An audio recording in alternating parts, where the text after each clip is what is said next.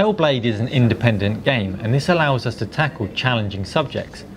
From the very beginning, the subject of mental illness has been at the heart of Hellblade, and we've been exploring the facets of this in our first playable demo.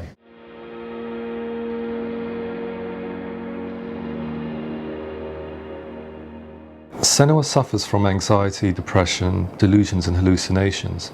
She has a condition that's been called cancer of the mind, a living hell, and we're going to witness her journey through her mind's eye. To achieve this, we reached out to Professor Paul Fletcher, who is a psychiatrist and Professor of Health Neuroscience at Cambridge University, who agreed to consult on the project. So I've been interested in severe mental illness for quite a long time, and I've been very struck by how under such conditions a person can become very isolated and ostracized, and a consequence of this is that they can become very stigmatized. I'm not turning back. It took months to get here. Well, maybe, but I made my promise. You will die here. We'll all die someday. It's getting dark. I'll continue tomorrow. You're afraid of the dark. I'm being patient. Getting closer to him. For me, it was really exciting to see something that I explore scientifically being represented so beautifully in a character who's trying to penetrate the mysteries of the environment in which they've been placed, with all of this strange uncertainty and noise and conflicting information that they're getting.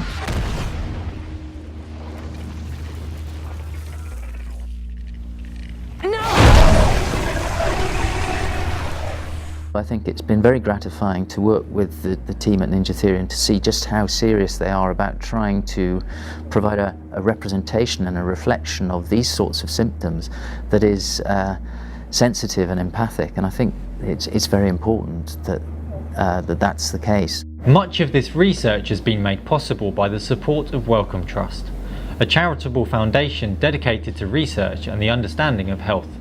Mental health hasn't always been presented in the media in a way that is particularly helpful. It can be challenging to engage people with the subject matter, and there are a lot of preconceived ideas about mental health, and particularly schizophrenia and psychosis. So we hope our support allows the team to continue to collaborate with Paul Fletcher and with those who have experience of psychosis to create a game that provides a fresh perspective on the condition and allows audiences to engage with it in a way that just wouldn't be possible in any other medium. At the heart of this game is Senua's story, and we don't want her to be a helpless victim.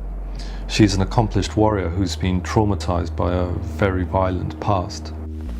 You must let your quest fully consume you. There is little room for anything else.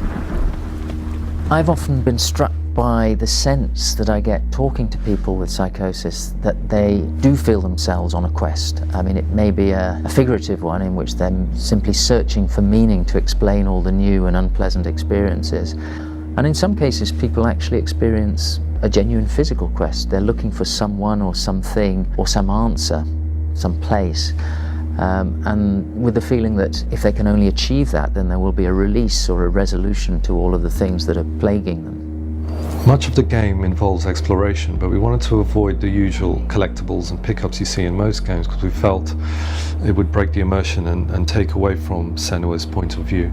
A lot of the game involves finding patterns and illusions in the environment that trigger memories, sometimes haunting memories, that progress you further into Helheim, but also take you deeper into Senua's own mind. The gods can see into your mind. They will use this power against you. And one of the very striking things that we found recently is that people with psychosis or prone to experiencing psychotic symptoms may actually be remarkably good at that.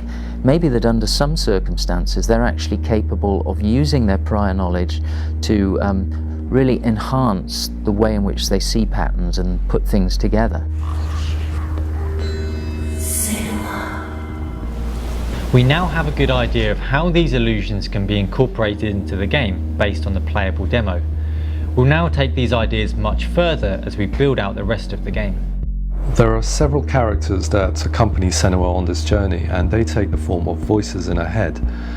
And they are manifestations of her own inner voices, but to her they appear real. Let it pass through. Remember his words. Find the light that lights your straight behind it. Open your eyes. These voices can be in many different forms. They can be talking to the person, they can be talking about the person, they can be very critical and unpleasant and persecutory. Sometimes they might be kind, they might offer advice. Some people are utterly tortured by these experiences. They want to get away from them, they're getting them 24 hours a day, whereas other people might begin to find ways of living with the voices. They may even begin to trust them and to listen to what they're saying. The darkness. It gathers in the wind. It's getting stronger. Each one has a unique character, agenda and personality. Through them and through body language, you could get a very clear picture of what's going on in her mind. And this indirect approach lets you embody her more fully rather than think of her as a separate video game character. You're just like your mother, losing yourself to the abyss of fear. A question we're often asked is how much of what Senua sees is real? We like to think that we experience the world almost like a high-definition photograph, as it really is, but actually a lot of the time what we're doing is using what we already know to shape and govern what we perceive. Senua, come closer. Do you hear that voice? Psychosis can't really easily be understood as just some malfunction of the mind. It's actually a very creative process where somebody constructs a world. And if we recognize that that's what we're doing all the time anyway, constructing our own reality, it may help us to understand. They were calling for me. And as the quest takes Senua further into Helheim, it also takes us deeper into her psyche, her memories, her emotions, and we want to find ways to manifest this physically so that the world around you transforms into this waking dream landscape. When it comes to combat, the violence experienced is not a result of Senua's mental illness.